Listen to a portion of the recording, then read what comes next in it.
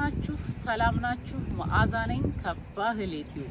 ዛሬ በሌላ ቪዲዮ መጥቻለሁ። ዛሬ ደግሞ የስጋ ቋንጣ ወጥ አብረን እንሰራለን። ዛሬ ወደኔ ቻናል ስትመጡ የመጀመሪያችሁ የሆነ ሰብስክራይብ አድርጋችሁ የደወሉን ምልክት ተጫኑ። የስጋውን ቋንጣ ለቋንጣ ፍርፍር እንደምንሰራው የተለመደውን ቋንጣ ሰርተን ከዛ ቀይ ወጥ እንሰራዋለን። በጣም የሚጣፍጥ ነው። አሁን ወደ ቪዲዮ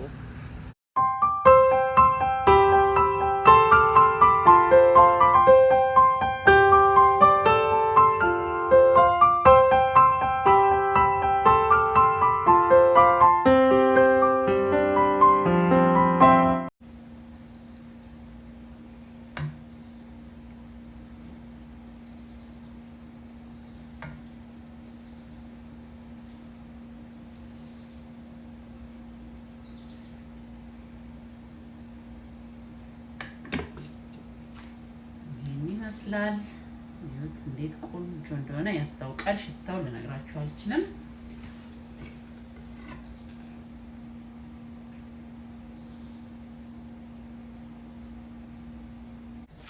እሺ እዚህ ጋር ስጋ እንደገዛሁኝ ክትፍ አድርጌ አጥልቼ ክትፍ አድርጌ ያስቀመጥኩታል ማለት ነው።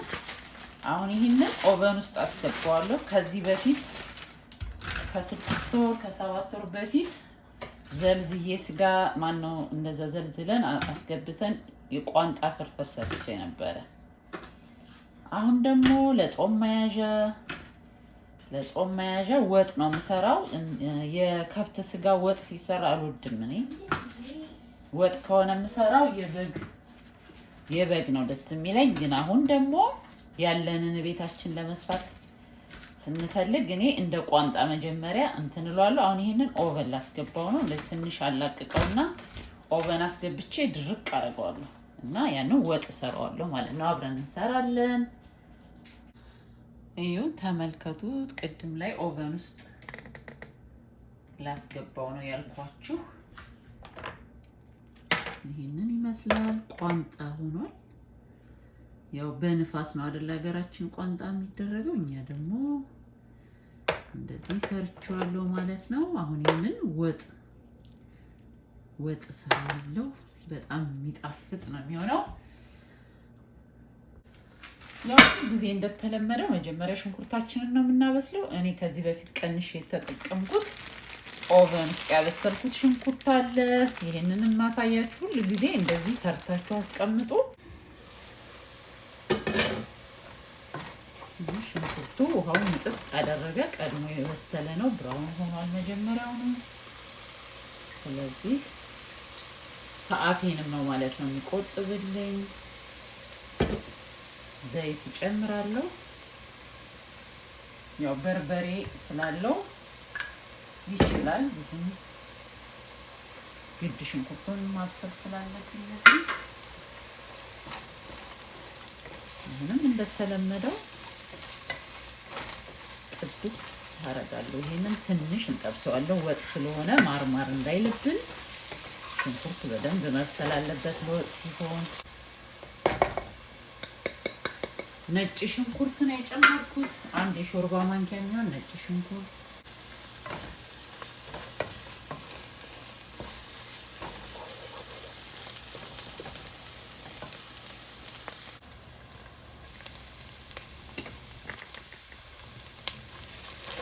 ጥብስ አደረኩት በደንብ። አሁን በርበሬ እጨምራለሁ።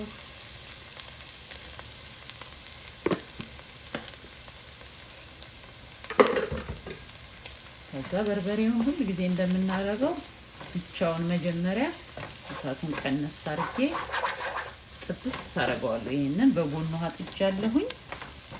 መጀመሪያ ግን በወፍራሙ ዝም ብዬ ጠብሰዋለሁ።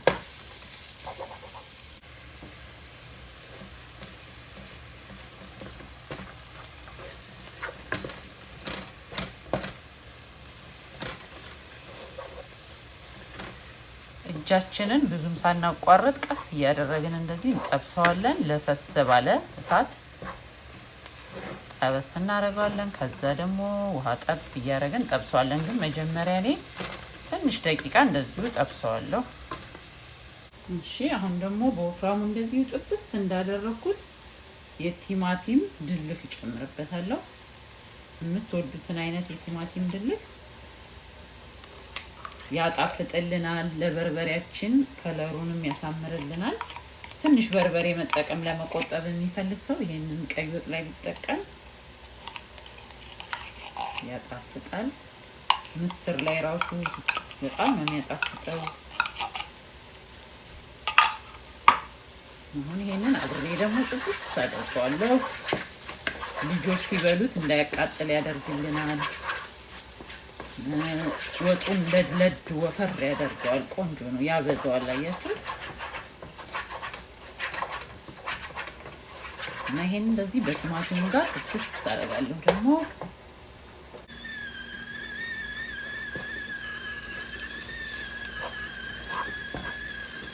አሁን ይሄ በደረቁ ማሸት ማለት ነው። በደረቁ ሽት አድርጉ የሚሉን እናቶች እንደዚህ ነው። አሁን ውሃችንን ጠብ እያደረግን የፈላ ውሃ ላይ ያረኩ ደግሞ አቁላላለሁ ማለት ነው። በደረቁ በደንብ ስላሸውት ቶሎ ነው ከዚህ በኋላ ስል የሚለውና የሚቁላለው አቃጥለን እንደዚህ ጠብ እያረኩኝ ከደን እያረኩ ጠብ እያረኩኝ አበስላለሁ፣ አቁላላለሁ።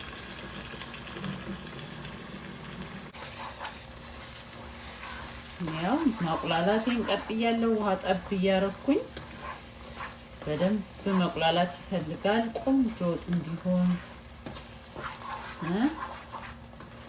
ምሳ ምን ልስራ ስትሉ የትላንትና ወጥ አለቀ እንዴ ትባላለች። በጣም ቆንጆ ወጥ ከሆነች ድጋሚ መብላት ይፈልጋሉ ቤተሰቦቻችሁ ማለት ነው። እንደኔ ፋሚሊ ያላት ዝም ብሎ ከሆነ ወጡ ስታቀርቡ ዛሬም ይሄን ነው የምንበላው ነው የሚሉት።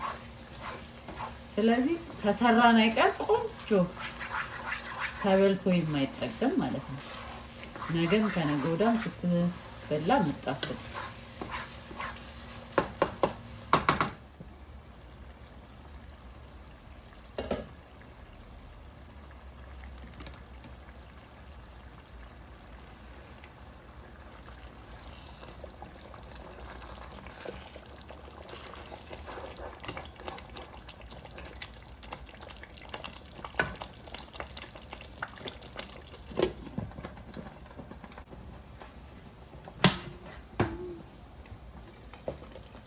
በጣም ስለሚረጭ ነው እንደዚህ ማደርገው።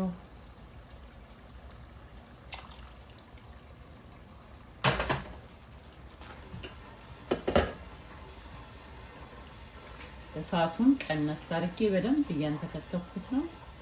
እርጭት ስለሚልብን በጣም ቀንሰን ቀስ ብሎ ሰዓት ሰጥተን በ10 ደቂቃ ምናምን ነው ያው እየመጣሁኝ ቅንስ ስላረኩት ምንም አይሆንም፣ አይዝም። ውሃ እንደዚህ ጨምርና ቅንስ አድርጌ ቀስ ብላ ስትቁላላ ትቆያለች ማለት ነው።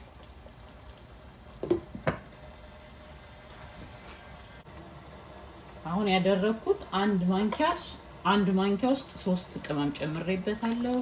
ጥቁር ቅመም፣ ትንሽ ኮረሪማና ትንሽ ቁንዶ በርበሬ በጣም ቅመም አለው። መጨረሻ ላይ ደግሞ ትንሽ መከለሻ ስለሚጨምር ብዙ ቅመም እንዲል አልፈልግም።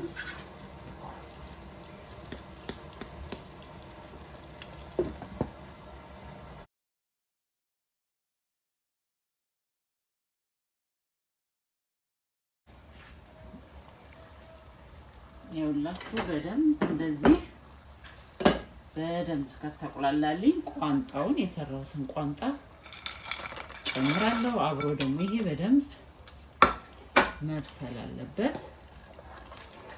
እንደምታዩት ሶሱ አልፎ አልፎ ነው፣ ቋንጣው የሚሆነው። ሶሱ በዛ ያለ ነው። ቆንጆ ወጥ ነው የሚሆነው ማለት ነው። አሁን በደንብ አብረን እናበስለዋለን።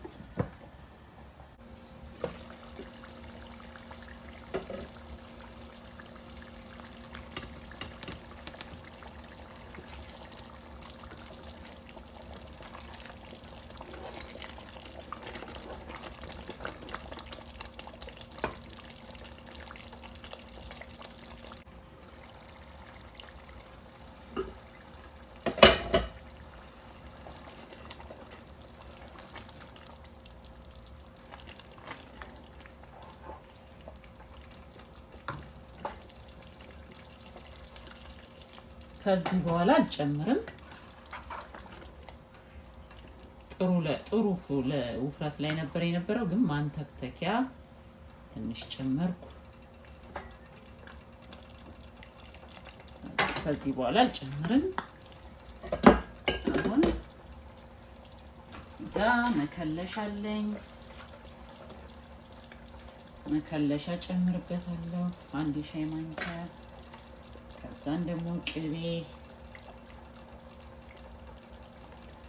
ጨምራለሁ። በቃ አሁን በደንብ አንተክትኬ ቀስ ብሎ ነው በጣም ቀንሼ ነው። የተሯሯጠ ኃይል ያለው ከሆነ ከስር ይዝብናል። በትዕግስትም እንትን አንለውም። ስለዚህ ቀስ ብሎ ትክትክ ትላለች ማለት ነው። እናያታለን ደግሞ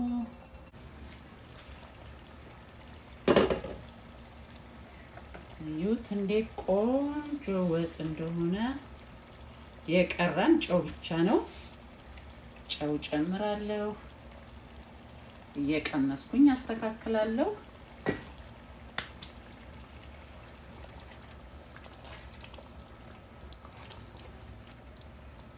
ያው ቆንጆ ክሽን ያለች ወጥ ሰርተናል።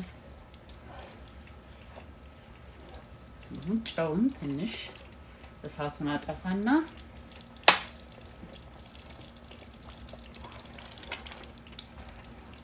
ባለው ግለት ብቻ ጨው ይቀላቀልልኛል። ከዛ እናቀርባለን ማለት ነው።